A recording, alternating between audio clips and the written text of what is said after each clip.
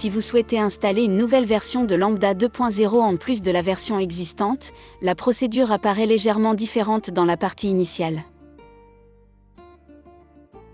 La première fenêtre demande la langue d'installation. En appuyant sur Next, un avertissement apparaît, vous demandant si vous pouvez procéder à la suppression de l'installation précédente. Appuyez sur Oui si vous souhaitez poursuivre. Le programme demande une deuxième confirmation avant de procéder à l'enlèvement, et le fait d'appuyer sur Oui lance définitivement le programme d'enlèvement. À la fin de la procédure de suppression, une fenêtre avertit de la fin de la suppression.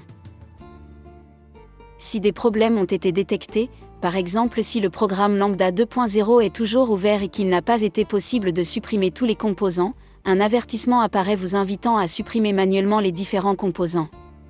Dans ce cas, il est suggéré d'annuler la procédure et de fermer Lambda 2.0 si elle est encore ouverte.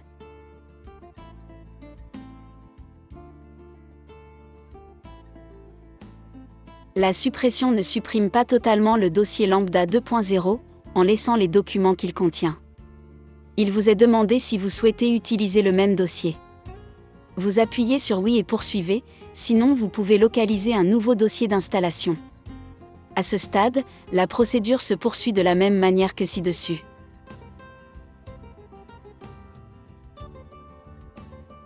Le script est un programme qui ajoute les éléments d'information au lecteur d'écran afin de s'adapter pleinement à la fenêtre Lambda 2.0 et de faire un usage approprié de la synthèse vocale, prononciation correcte des termes mathématiques et de l'affichage braille. Adaptation du code braille de l'affichage au code Lambda.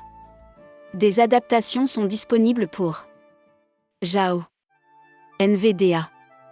L'installation des scripts est indispensable si l'on utilise un PC avec synthèse vocale ou ligne braille, tandis qu'elle peut être omise si le programme est utilisé par d'autres personnes, enseignants, opérateurs, etc. Lors de l'installation, la version de JAO sera détectée si elle est installée en standard. Si ce n'est pas le cas, ou si vous avez plusieurs versions de JAO, il vous sera demandé quelle version de JAWS est installée sur votre PC.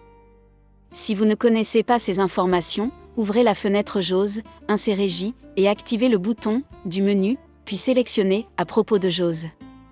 La procédure d'installation du script NVDA est similaire à celle de JAO.